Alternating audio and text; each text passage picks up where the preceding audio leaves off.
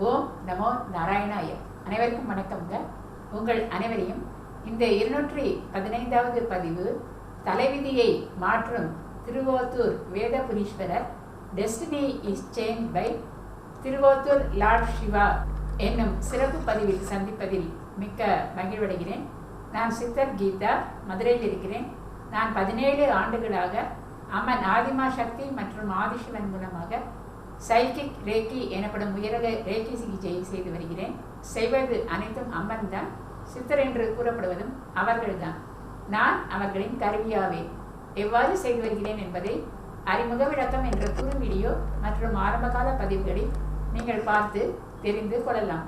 குமுதம் பக்தி மற்றும் ஆன்மீகம் இதழ்களில் குணப்படுத்திய வியாதிகள் மற்றும் சைக்கிக் ரேக்கி பற்றிய விவரங்கள் விளம்பரங்களில் தொடர்ந்து வந்து கொண்டுள்ளன. இப்போது நாம் பதிவுக்குள் செல்வோம்.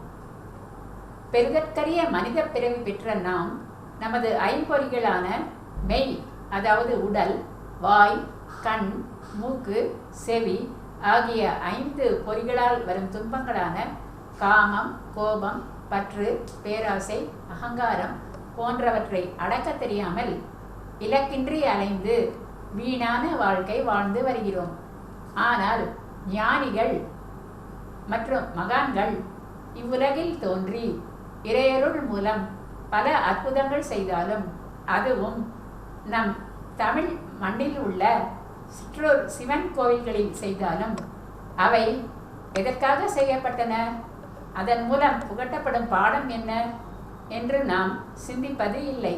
காஞ்சிபுரத்தில் இருந்து வந்தவாசி செல்லும் சாலையில் சுமார் 14 கிலோமீட்டர் தூரம் சென்று பின்னர் செய்யார் செல்லும் சாலையில் சுமார் 20 கிலோமீட்டர் சென்றால் இந்த புகழ்மிக்க திருவோத்தூர் வேதபுரீஸ்வரர் திருத்தலம் உள்ளது. ஓத்து என்றால் வேதம் ஓதுதல் என்று அர்த்தம். இங்கு இறையனர் சிவனே தேவர்களுக்கும் முனிவர்களுக்கும் வேதத்தின் பொருளை உரைத்ததால் திரு என்ற அடைமொழி சேர்த்து திருவோத்தூர் ஆனது.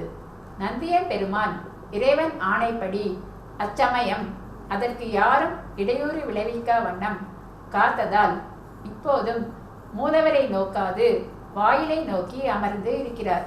இவரே தேவாரம் பாடிய சுந்தரருக்கு பசியால் வாடுகையில் உணவும் நீரும் தந்து பின் தன் குழம்புகளால் நடந்து இத்திருக்கோவிலுக்கு வர பின்தொடர்ந்த சுந்தரர் இந்த சிவனாரை கண்டு மெய்சிலிருத்து தேவார பதிகங்கள் பாடி சிறப்பித்தார். விஸ்வாவசு என்னும் அரசனால் தோற்கடிக்கப்பட்டு இங்கு வந்து இறைவனை பணிந்த நாடிழந்த மன்னன் தொண்டைமானுக்கு உதவ இறைவனே நந்திய பெருமானையும் சிவகணங்களையும் தளபதி மற்றும் சேனைகளாக அனுப்பி வெற்றி பெற வைத்து மீண்டும் அவனை மன்னன் ஆக்கினார். இவ்வாறு ஒரு மன்னனின் தலைவிதியை மாற்றிய சிவனாருக்கு மனிதர்கள் விடும் சவால்கள் எல்லாம் தூசுதானே.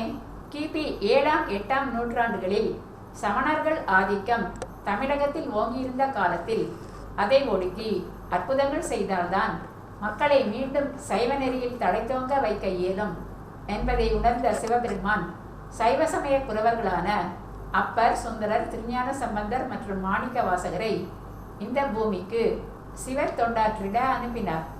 தங்களுக்கு உத்தரவிடப்பட்ட அனைத்து வேலைகளையும் செவ்வனே செய்த 4வரில் அப்பர் தவிர மீதி 3வரும் சொற்ப வயதுகளிலேயே வேலையை முடித்தது போதும் என்று இறைவனால் மீண்டும் அழைத்து கொள்ளப்பட்டனர். அச்சமயம் பாண்டிய நாடு போல் தொண்டை நாட்டிலும் சமணர்கள் ஆதிக்கம் மேலோங்கி இருந்தது.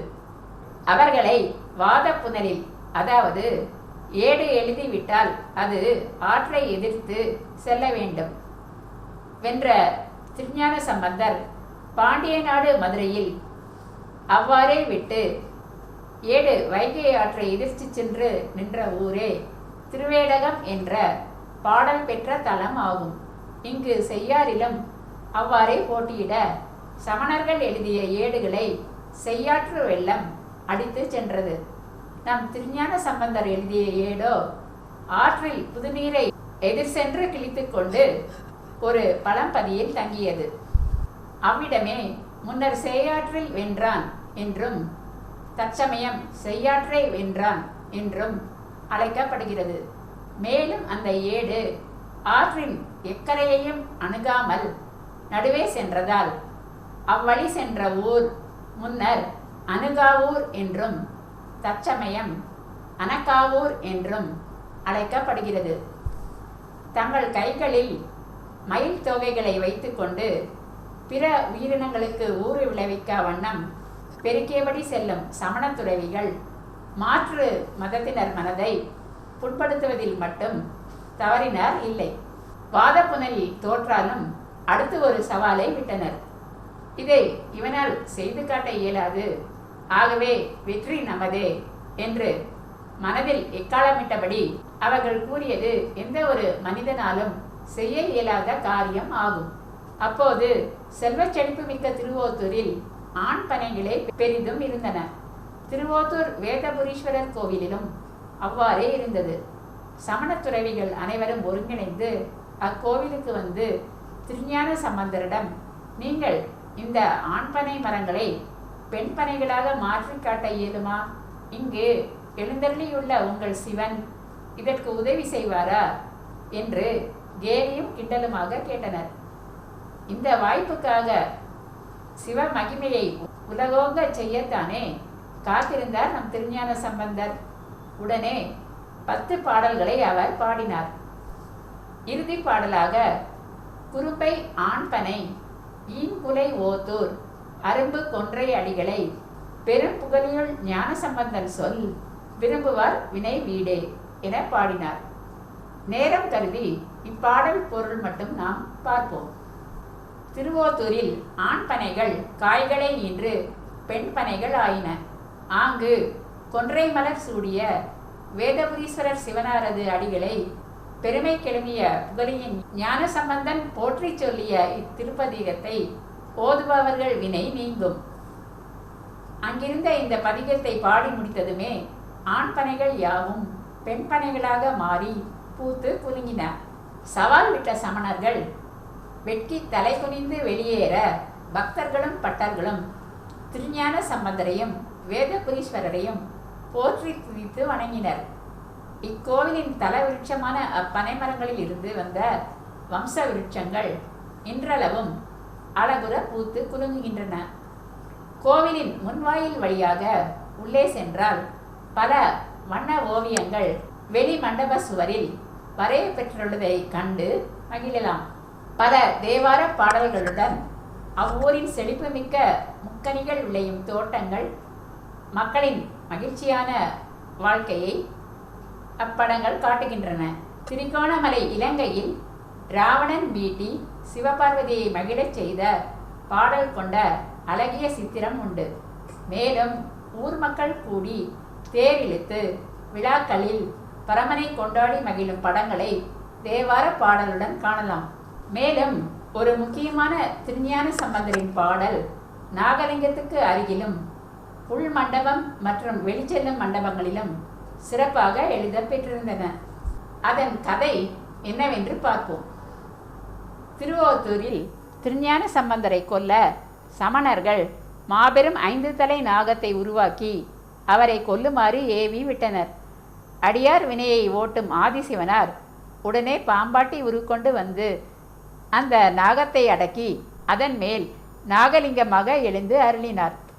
அந்த அருமையான நிகழ்வினை தோட்டீரே துத்தி 5 தலை நாகத்தை ஆட்டீரே அடியார் வினை ஓட்டீரே உம்மை ஏத்துதும் ஓத்தூர் நாட்டீரே அருள் நல்குமே என்று அழகுற பாடுகிறார் திருஞான சம்பந்த பெருமான்.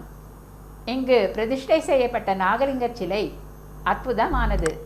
நாகலிங்கத்தின் கீழே பூமாதேவி, அதற்கு மேல் மீன், அதற்கு மேல் ஆமை, அதற்கு மேல் 11 யானை, அதற்கு மேல் 11 சர்ப்பம், அதற்கு மேல் நாகலிங்கம் 11 சர்ப்பத்தலைகளின் கீழ் அமைந்து பக்தர்களுக்கு ராகு கேது தோஷ நிவர்த்தி நல்கி வருகிறது.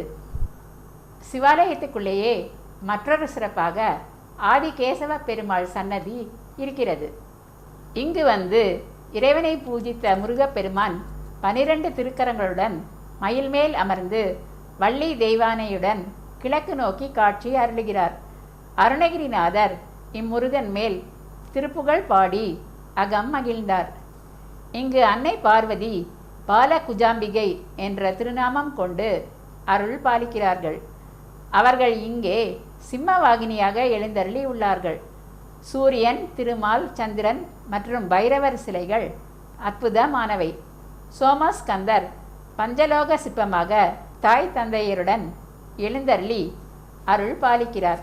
திருஞான சம்பந்தர் வேதபுரீஸ்வரரை தான் மாற்றிய பெண் பனைமரக்குலைக்கு அடியில் தரிசிக்கும் சிற்பம் அம்மன் சன்னதியை ஒட்டி அமைந்து உள்ளது. மகாவிஷ்ணு நாககணங்களை தரிசியுங்கள். பரசிவ பஞ்சலிங்கங்கள் உண்டு.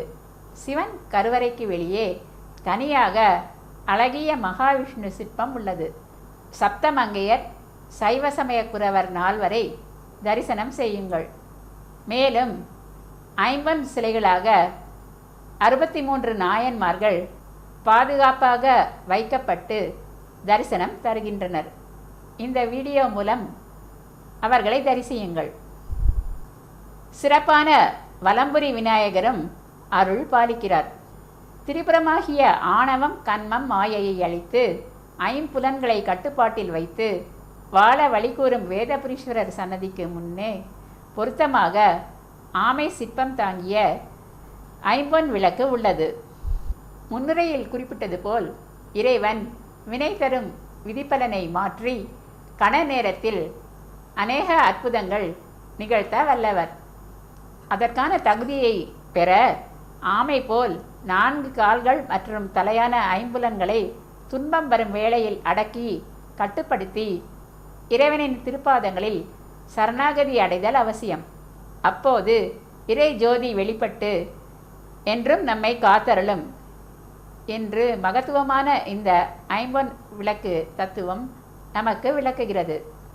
அன்றும் இன்றும் என்றும் மக்கள் வல்வினை தீர்த்து நல்வினை ஆக்கும் வேதபுரீஸ்வரர் திருப்புகழ் வாழ்க. அதற்கு உறுதுணையாக நிற்கும் என்றும் இளமை மாறாத அன்னை பாலகுஜாம்பிகை புகழ் ஓங்குக. இப்பதிவை இத்துடன் நாம் நிறைவு செய்து கொள்வோம். சப்ஸ்கிரைப் செய்யாதவர்கள் அவசியம் செய்யுமாறு கேட்டுக்கொள்கிறேன். மேலும் கேஸ் விஷயமாக என்னை சந்திக்க விரும்புபவர்கள் கீழே வரும் தொலைபேசி எண் 0452420851 என்ற தொலைபேசி எண்ணில் தொடர்பு கொள்ளுமாறு கேட்டுக்கொள்கிறேன். லைக்கும் போட்டு உற்சாகப்படுத்தலாம். கமெண்ட்ஸிலும் தங்கள் கருத்தினை தெரிவிக்கலாம். இதுவரை பொறுமையாக பார்த்த உங்கள் அனைவருக்கும் எனது மனமார்ந்த நன்றிகள். வணக்கம்.